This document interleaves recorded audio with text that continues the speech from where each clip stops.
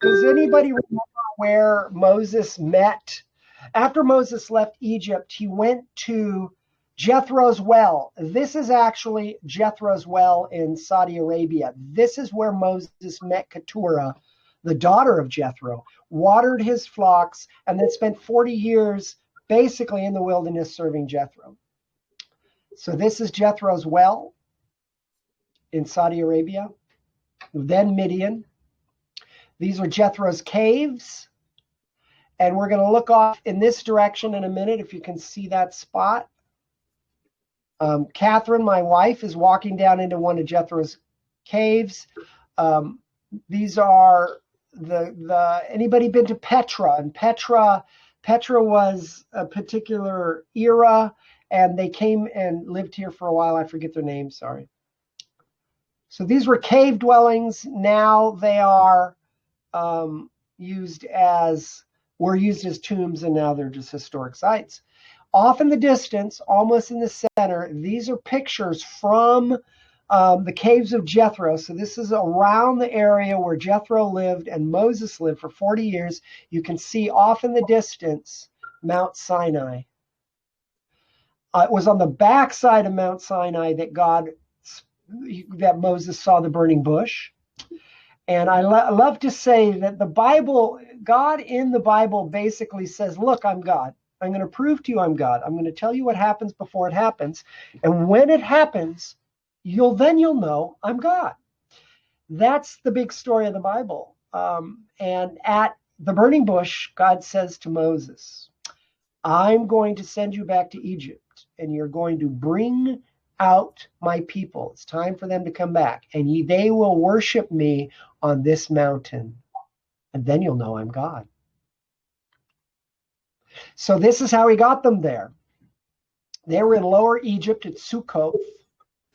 The traditional journey, they suggest, is this red light, and they say this is Mount Sinai. However, the Bible says in a number of instances, Mount Sinai is in Midian. They call this a sea of reeds, but the Bible calls it Sueth. So they say they crossed the Red Sea here, but actually there's sufficient evidence to prove they actually crossed here, and Mount Sinai is in Saudi Arabia, in Midian, right where the Bible says. It says also, I think it was Paul said, Sinai is almost directly below Jerusalem. And Jerusalem is right up in here, so it is below Jerusalem.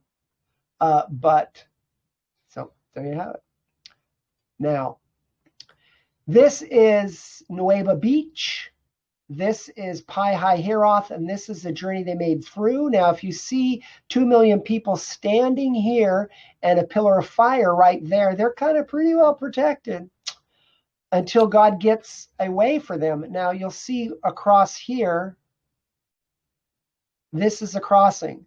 Josephus in the 1st century says they were encompassed with the mountains, the sea, and their enemies, and discerned no way of fleeing from them. Josephus was a Jew of the 1st century that was educated, and he became a historian to the Romans because he could see what the Romans were going to do, and he basically tried to explain Israel to the Jews. So this is not biblical. This is actual history, accepted history.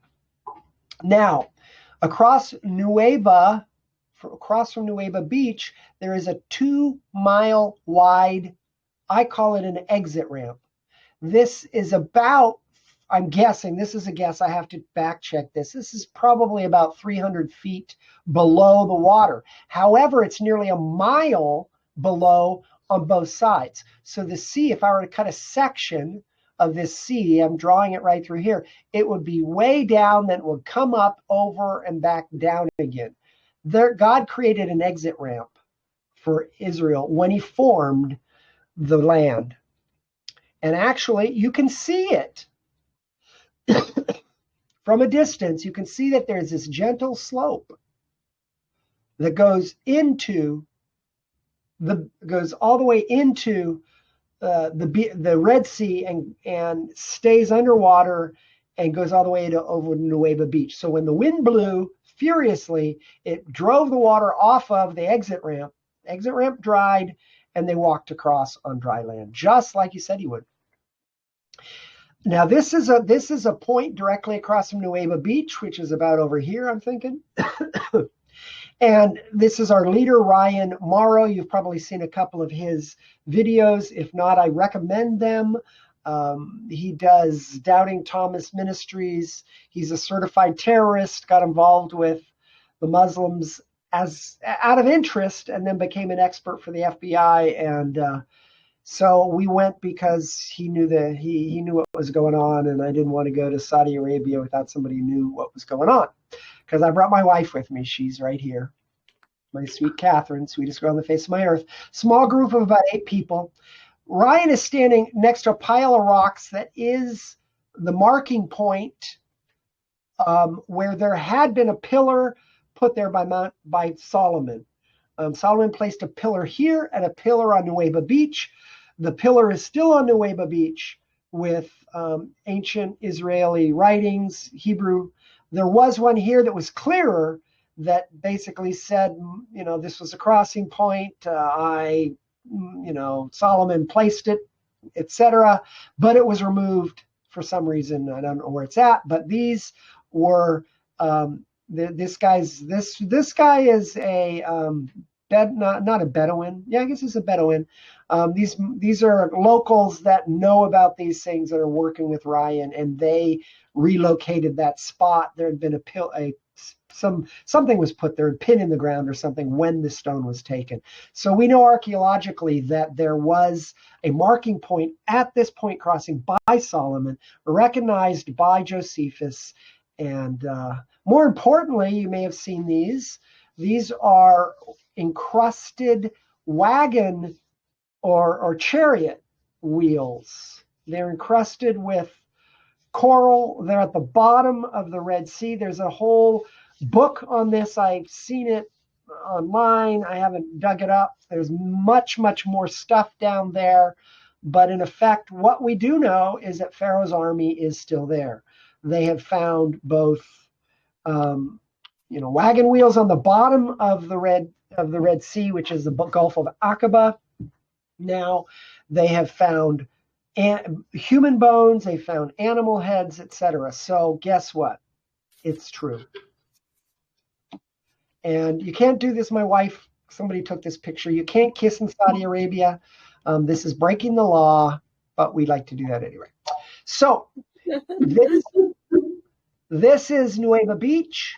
This is a crossing. I'm going to make some points that are going to continue in our discussion.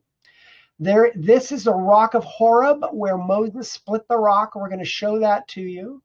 So you're actually seeing the lay of the land. This is a rock of Horeb. They probably came around this direction. This is a golden calf altar. We're going to see that. This is the altar of Moses at the base. And this is Mount Sinai. Notice the black. It is basically, and I'm doing a little more research on this. I want to get it right.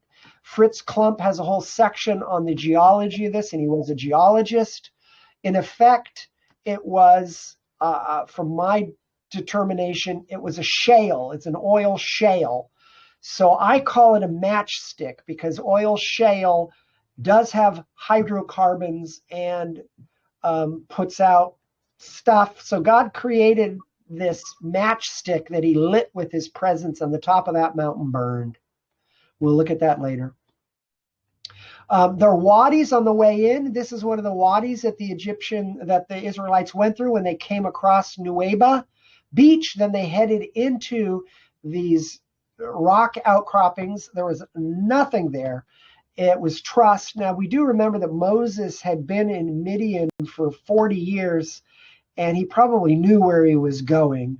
Most likely, certainly he followed the instructions of God. They mentioned going to Mara. We don't know exactly where Mara is at, but they found the water spoiled. This isn't Mara. This is actually Elam. The first stop was Mara, and the water was, they couldn't drink it, and they whined.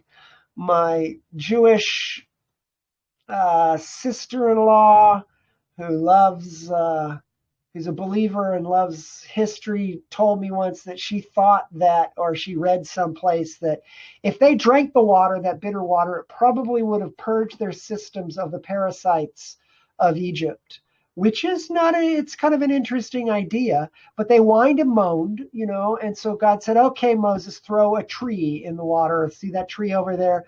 Throw that in. Well, my wife did a little research, and there is actually a tree that is used in Egypt to purify water. It has its shells. Just a little bit of that will actually purify the water. So when God said, see that tree, Moses, throw it in the water, there actually is a phenomenon recognized today, a particular tree that when cast in the water purifies the water. So it was a miracle of God's creation. The real miracle was God's timing. He planted a tree there so that it would be growing near the water when it was necessary. I call that supernatural. It's not super spiritual. Yeshua was supernatural, not super spiritual. And our Greek minds, like the division of reason and spirit and all of that Gnostic stuff, gets us caught up in looking for super spiritual results rather than actually supernatural ones. We don't have to look too far. God is the God of the creation. He knows exactly what he created. And he created Elam. And their second stop was Elam. And at Elam, there just happened to be, at the time, and it's mentioned in the scriptures, there were 70 palms and 12 wells. And there still are 12 wells at Elam and many more than 70 palms because they've kept growing. But there are 12 wells. And interestingly, that 12 is the number of the tribes. So there's one well for each of the tribes. If they wanted to argue, they could pick a well. And the 70 palms is the number of the elders that went to Sinai. So there were 70 elders in the tribe at the time. So interesting little give me a minute. Chiasms. The Hebrew is full of these little mirror things. They're called chiasms. They're little poetry mirror things where you see God reiterating over time simple messages to show, I'm God. I'm going to tell you stuff. You'll know I'm God. There's 70 elders. There's 70 palms. There are 12 wells. Hello. I prepared all this stuff. I did it before you even were created. At the foundations of the earth, I wrote the story, and you're just walking out in space and time what I have written. So this is my lovely wife, Catherine, the sweetest girl on the face of my earth. She's a happy lady, and I'm so blessed. And those are a couple of Bedouin that just happened to be at Elam, and Catherine started up a conversation. She was dressed appropriately so that they could feel, they got in contact. They looked at me and I said, yeah, talk to my wife. And so they had this conversation, although neither of them spoke English or Arabic.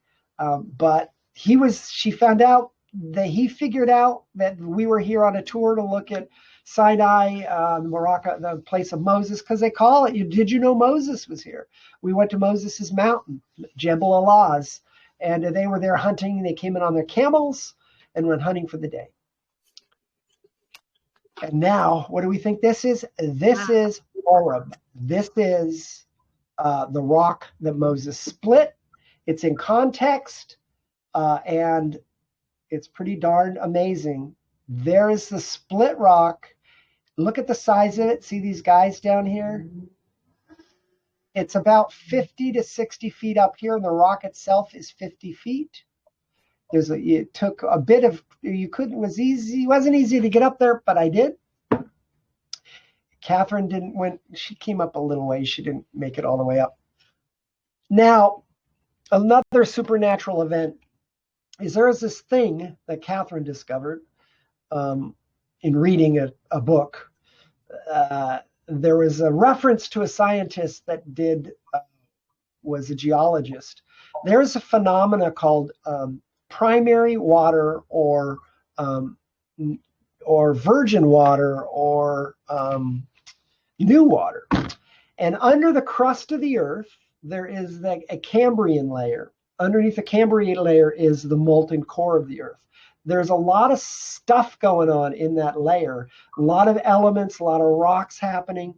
They say there is as much water, potential water, in the crust, in that Cambrian layer as in all of the seas, but it hasn't come out. When there's a volcanic eruption, the steam that comes out of that volcano is the phase change of that water that's in the crust of the earth. There's another phenomena of this primary water that with sufficient atmospheric pressure, that water will actually be created in granite, and this is a granite rock. 2 atoms of hydrogen will combine with 2 atoms of oxygen will combine with 1 atom of hydrogen under particular atmospheric pressures. Now, we had 2 million people standing around that rock. We had Moses at the top with a stick, and God said, hit the rock. When he hit the rock cracked and water blew out of the rock. That was a supernatural event. A miracle is a natural or supernatural event with precise timing such that God gets the glory.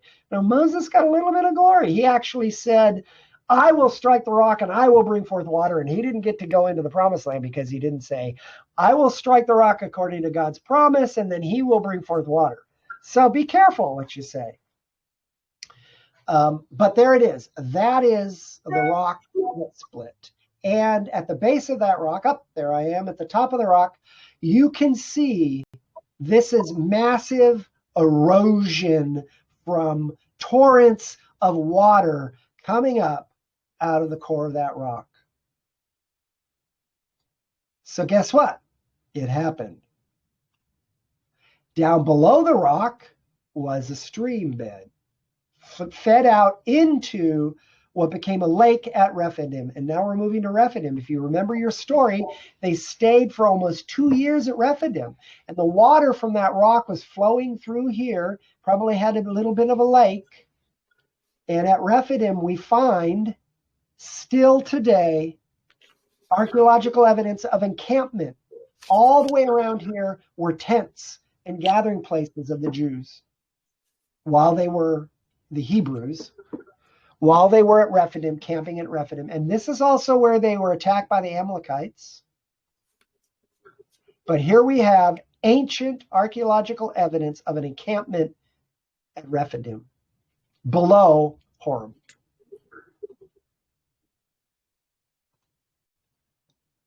Then Rephidim's around the corner, and I call this the chalkboard. When you come up the mountain, up to the top of the mountain, you'll find a lot. There were far more than we find today because a lot of it's been gone away. There are a lot of hieroglyphics on the rocks.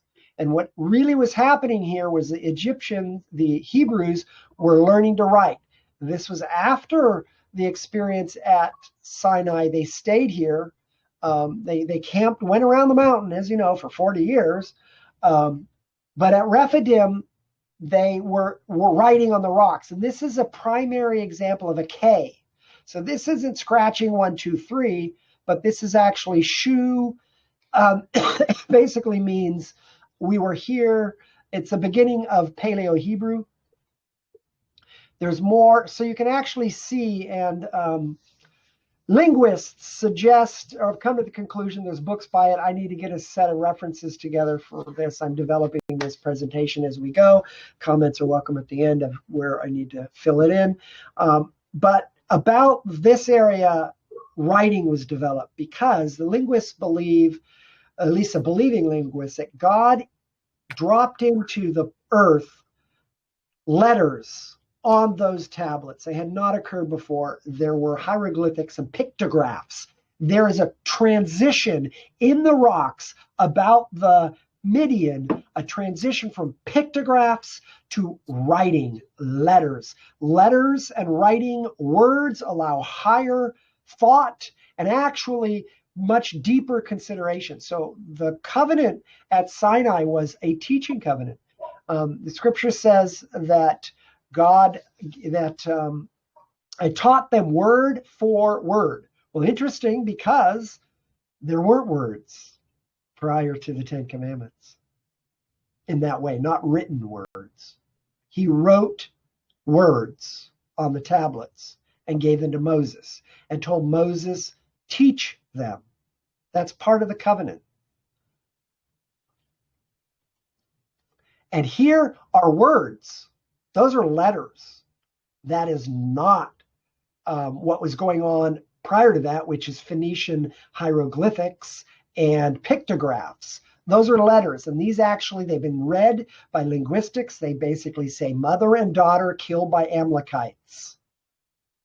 And there's a lot of this stuff in the area. These are writings. They were writing on the rocks, practicing their letters, learning to write stuff, and these rocks say, and obviously they can be removed, which we were so glad we got there before tons of people show up, because this stuff needs to be protected. But those basically, this is writing that says mother and daughter killed by Amalekites.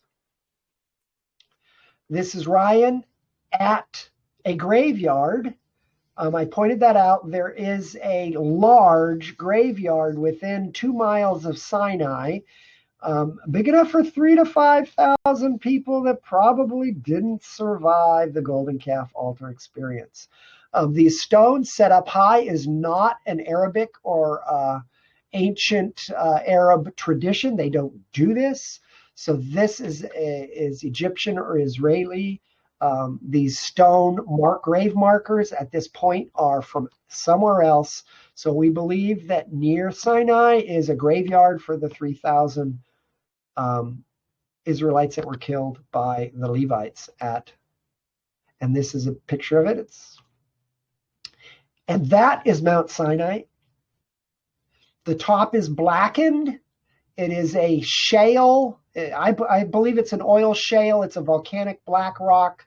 I gotta do a little riff on this when I do more study.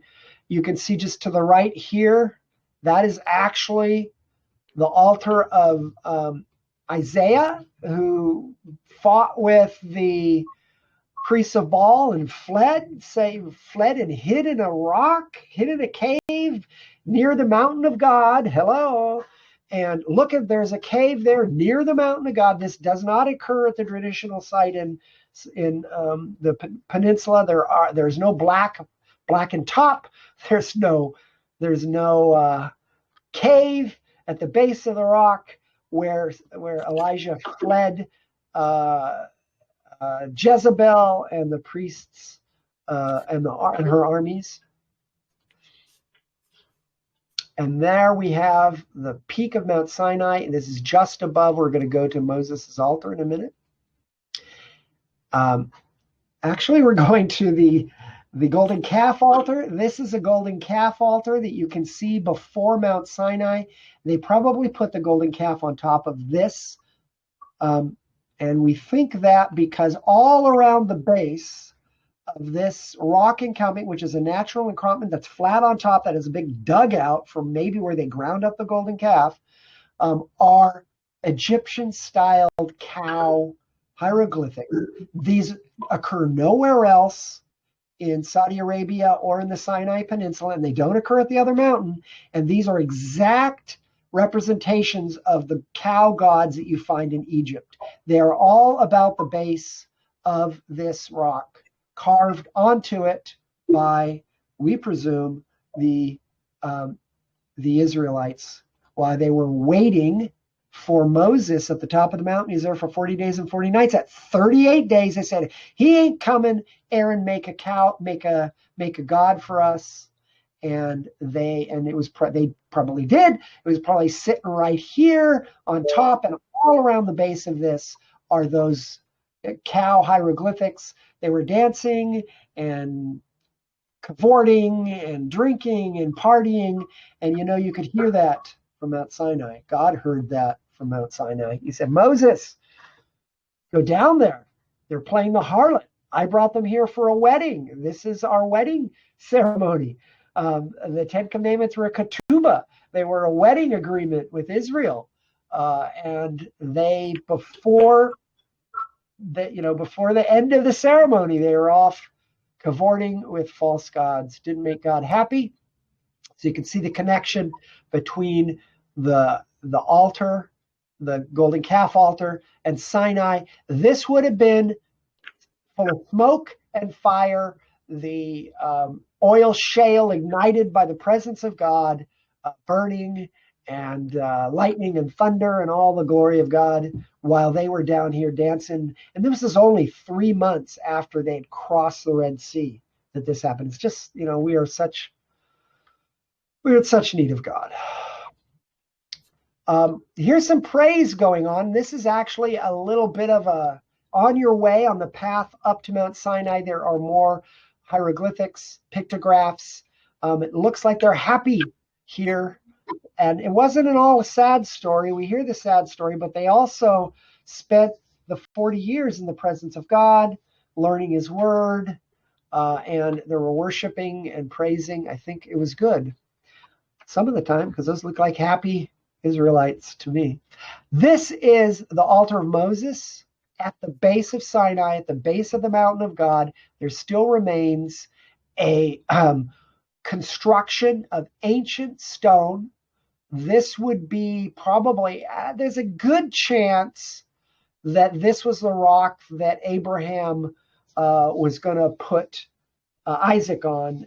I only share that because the scripture says, go to Morah, which is go to trouble, go to this hard place, go for 3 days, take your donkey, and I will show you the mountain where you should sacrifice. Well, Israel, if you took it 3 miles a day, Jerusalem was less than a day away. So likely Mount Moriah, where the temple is now, was not where God called Abraham to do his sacrifice. Likely, God only knows, it was here, because this was the mountain of God and so much happened here. So I'm presuming that this probably was where Abraham brought Isaac. This is where God led Moses, and they worshipped and did sacrifices below the mountain, proving that God is God, because he told Moses, I'm going to bring you here. And he indeed brought the entire nation out. Moses built this altar. You can see the remnants of 12 pillars. This is actually up the hill as a granite quarry, so they ran up the hill. They knew how to do rock work because they built the pyramids, so they knew how to cut stone, but the altar is not made of cut stone. God was told by Moses don't make it of cut stone. It isn't of cut stone. This is that key rock. Around the back of the key rock are some flat rocks where they probably were able to cut the sacrifices up, and there's a river that flowed down from the mountain to wash that stuff in. And then there were 2 points. These are 2 enclosures where they would have burnt the sacrifices before God in atonement for their sins. And God received that. Moses would have sprinkled the blood on those pillars that were nearby, as on the nations. So this was, and those are those pillars. They've been ransacked. It's been 3,000 years, but these are ancient rocks, ancient pillars, and they are still there. You can just see off in the distance, right over here, at this point, if you can see that, this is the altar of the golden calf. They would have been camping down here. They were told not to go up to the mountain, not to even touch it. So this is up the mountain, and in effect, all of the prerequisites for the archaeological evidence of the Bible is represented here and nowhere else. That's a nasty picture of what was going on. I just wanted you to see the proximity of that's fabricated, but you can see the proximity from the altar, the golden calf altar, to Moses's altar. That picture was taken right here. That's the Sinai Peak. This is a pathway up to Mount Sinai. There it is again. Moses's altar is just at the base here. This is, now look at those. Aren't those interesting? Don't those look like the actual tablets themselves?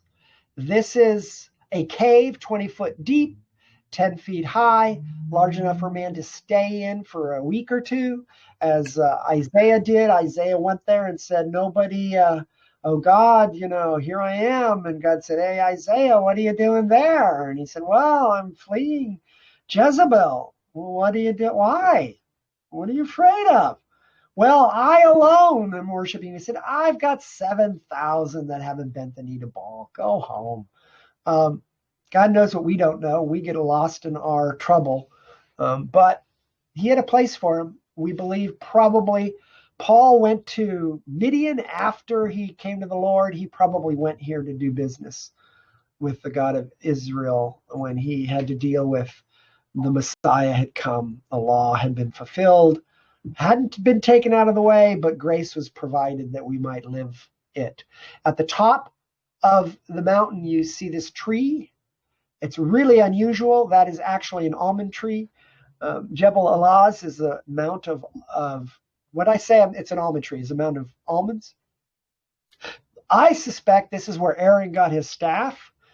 It's crazy that there's this ancient almond tree at the top. No other trees anywhere, just between these two rocks. One of the guys on our journey went up there and saw it. I've seen pictures of it. You may see them. It's an ancient almond tree still surviving. So we're now transitioning into our trip. That is the Exodus story. This is the young Bedouin man that grew up in poverty and created a company that led us about. There's a driver there. We went in there were 2 or 3 of us in 3 different Toyota Land Rovers. I don't remember his name. And so now I've done kind of paraphrasing. This was the highlight for me of the trip, was being with Catherine and our guide, Walid, at Moses' altar. This picture is taken from an altar the Lord led me to, and I'll see that in a minute. This is a split rock with one of our travel guys, so now we're just kind of visiting the trip. Whenever the Lord leads me someplace, he usually has a place for me there. And indeed, there was a flat rock as an altar for me and a seat there for me. God says, I go to prepare a place for you. He's always prepared places for me. He's preparing places for you. I prayed for our friends and family, put rocks on an altar above Moses' altar. Nothing, no arrogance there, just what God provided. Maybe this was being in Yeshua. And so it was very precious. So I laid rocks for particular friends, family, and prayed over them. And so this is Catherine and I praying at an altar we prepared there, just a prayer place. I don't know, there's probably some mandate, some biblical command about not making altars. I don't know. But it was there. I just sat there and prayed. I think God had an appointment for us there at Mount Sinai. He called us there. There was a dinner set for us. It took, I hung out here for a few hours while people climbed the mountain. I didn't have the energy. I'd had a hernia surgery. By the way, they're not bad. Just rest. Tell your friend to rest. I had a hernia surgery 3 weeks before I went to Sinai, maybe a month. And I was totally recovered and didn't want to climb to the top of the mountain. But I did get all the way up to Moses' altar. So they're not that devastating. It's all okay. It'll be fine. This is Walid and one of our drivers watching. It's pretty hairy to climb those mountains. They had a Sherpa to help guide them. And they had actually drones going before them. You could easily get lost up there. If you got lost, you might not make it back. It took 8 to 12 hours to get up and back. And they had guides. So you don't go there alone. We camped before at the base of Mount Sinai near the Golden Calf altar in the area where probably Israel camped off and on during the 40 years they went around the mountain, because they weren't believing. This was our camp. Good food. This is an Arabic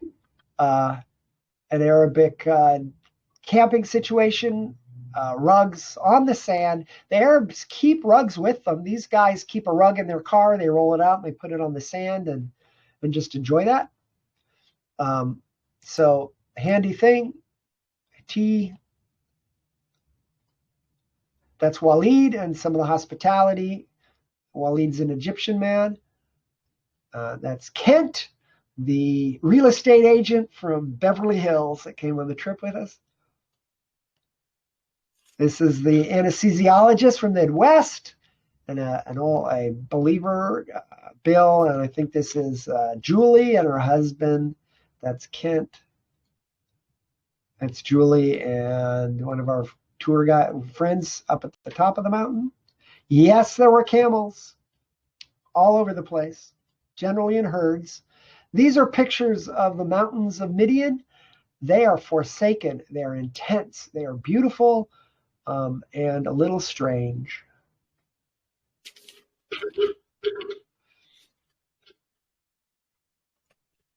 Now, interestingly, Catherine saw this. Throughout, one of the things that were in the scriptures is wherever you set your feet, wherever you put yourselves will be your territory. And I've got images which I need to put in this of sandals drawn on the rocks. You've probably seen those if you've gone back and looked at these. If you've seen any of this archaeological stuff presented, most of it's online and with better pictures than these. But that is a sandal on the mountain made of rocks.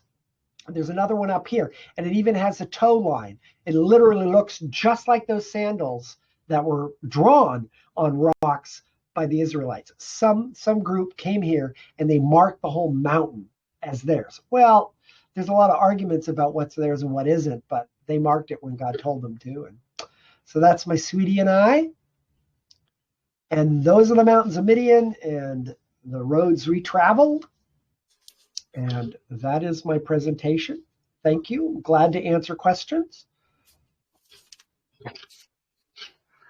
That was great. Do you want to keep recording or no? Yep. Makes no difference to me. I'm okay. I'm okay. I can be humiliated publicly. It works. I like humiliation.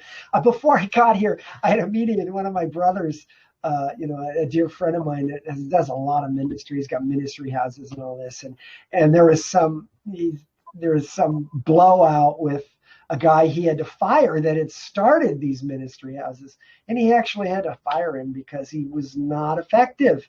And, it wasn't working, and he's an elder, and he's got to, we elders have to say hard things. So he sent me a text as I was reading when I got here from this guy. He said, you need to apologize to me. And I said, well, good to be humiliated. We need to be humiliated. So I'm ready to be humiliated. I'll take any questions, concerns, or criticisms. What's up? We can tape it live if you want the questions and answers. If you want. Yeah, sure. I think I want to see this. If anybody has questions and answers, know that you'll be on live.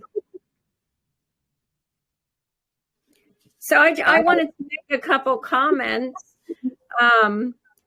Thank you. It's been wonderful that you took us on this tour. I mean, it had to be fascinating to actually be there and now be able to talk about it like you are, just like right off the top of your head. It's amazing. And even this last picture here, all the colors, like from Midian there, the red, the green, the brown, the background there, the mountains, It just got to be so amazing, Mark.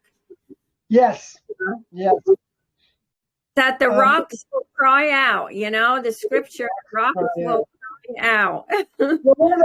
One of the things Catherine thinks, I wish she were here to share herself. She thinks that pre-antediluvial, before the flood, there was probably a lot of stuff going on in this area because God stripped it of everything. And the rocks look like they were scrubbed during the flood, that God scrubbed this place. It's barren. It's empty.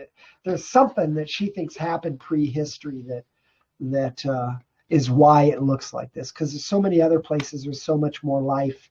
This stuff is forsaken in many respects. But it looks like Yah has kept it, because when you were saying about the pillars, and even though some places were like a little devastated, but Yah is keeping this place special. He's kept the Exodus story has been kept for this day. Yes. So there's no excuse. It's unbelievable that this archaeological evidence was there to be seen and brought out. God willing, it'll remain. May he continue. We all pray now that he will continue to hold that. It'll be reverenced, Yes, and honored, and remain for generations to come, be preserved appropriately and in the closest to its original context as possible. Yeah, to preserve this holy site. Because isn't Neum actually supposed to come all the way over to here at some point? Yeah, Neum comes right past the golden calf altar. When we were there, they're 24/7 building a road right between the golden calf altar and Sinai. Wow. Highway. It's a highway to Neum, which is one of the reasons we wanted to go, because it still felt we were walking in the desert. We needed guides. We were driving. You can see the roads we drove on. They were, they'd have to let air out of their tires to go on the rocks. It's not going to be like that much longer. So it was really neat to participate in. Ladies, Becky, Eliza, Robin, Shirley, you must have questions or comments. I'd love your comments. Do share, please.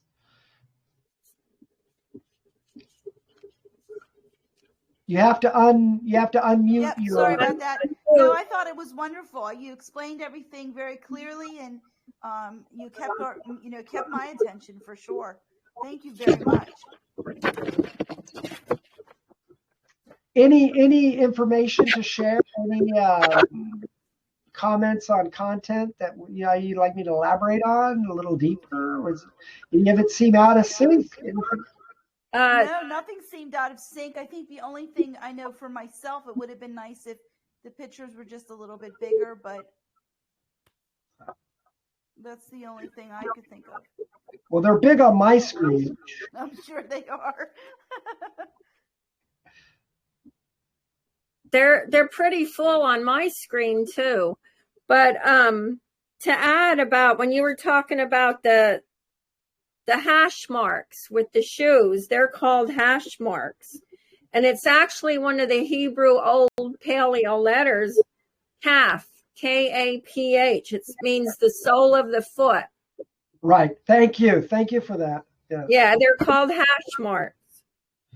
And we would probably just look at that thinking somebody just did that, but it's actually letters meaning the sole of the feet. Right. That's what I thought too when I first saw that, what he said, that it looks like someone's counting 1, 2, 3, 1, 2, 3. But right, it's I've seen that as well.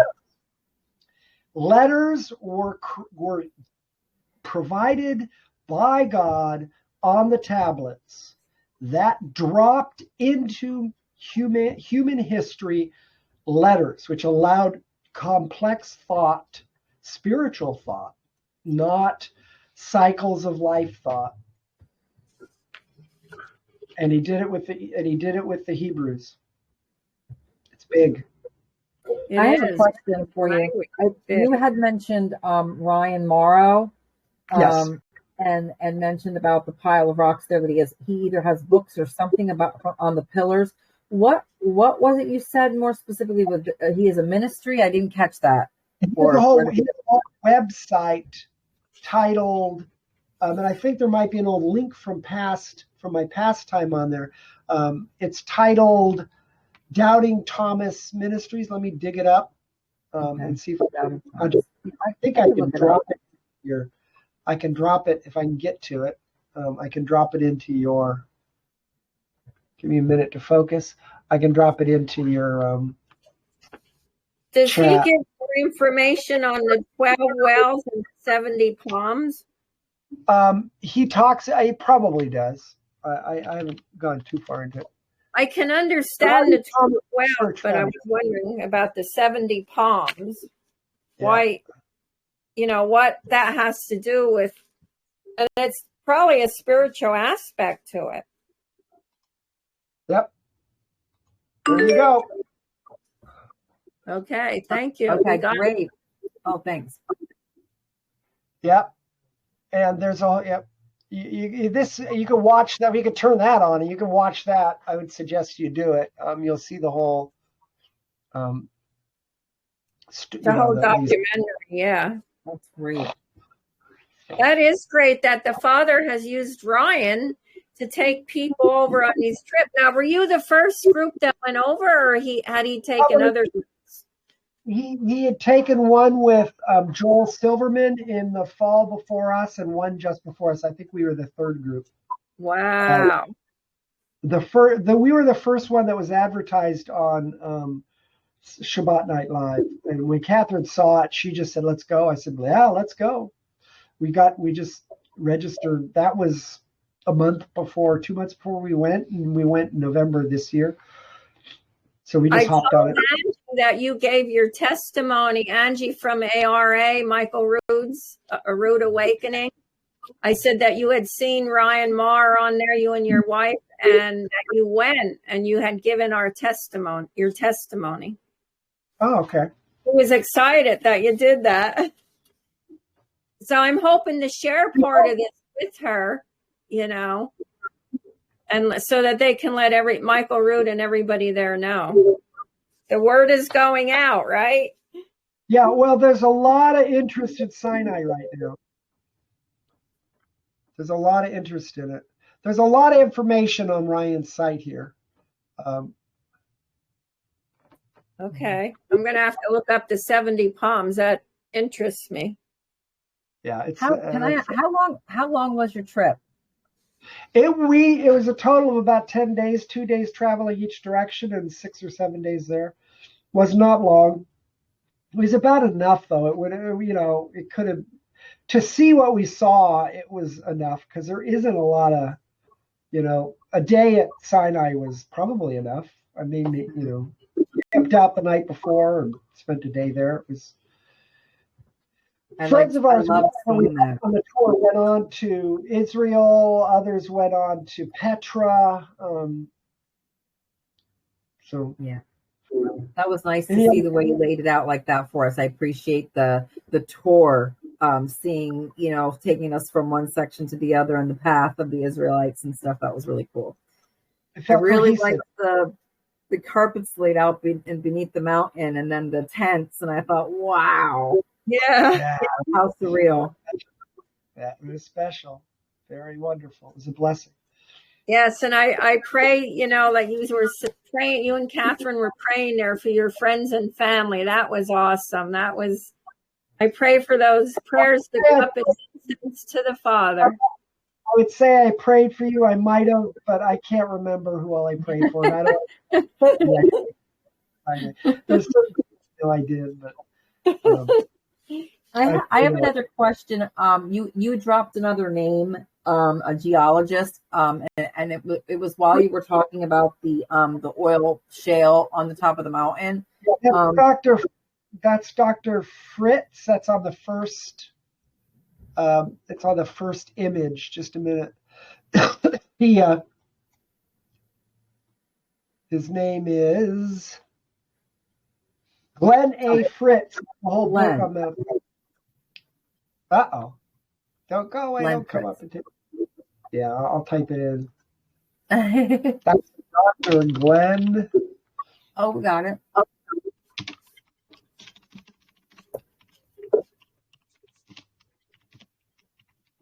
It's amazing. There it is, Glenn A. Fritz. Yeah. Sorry about this. So if you ever get that rest of that research done that you were talking about, you said you were going to do more research. You'll have to let us know on that with this Glenn A. Fritz. Yeah. Well, there's something about this literacy covenant. This is Dr. Miles Jones. That's the if you haven't heard of him, he's the guy Miles. Yeah. And you're aware of the fact that it's actually only ever been the original alphabet was spread to different people groups over the course of history, where it was altered and adapted to fit the particular language of each group. Originated from the area of Saudi Arabia and is part of the Exodus story. Dr. Miles Jones and Todd Eaton have independently come to the conclusion that Proto-Hebrew inscriptions in the area indicated that the alphabet and the theory, therefore literacy, originated from the area of Saudi Arabia, and it's part of the Exodus.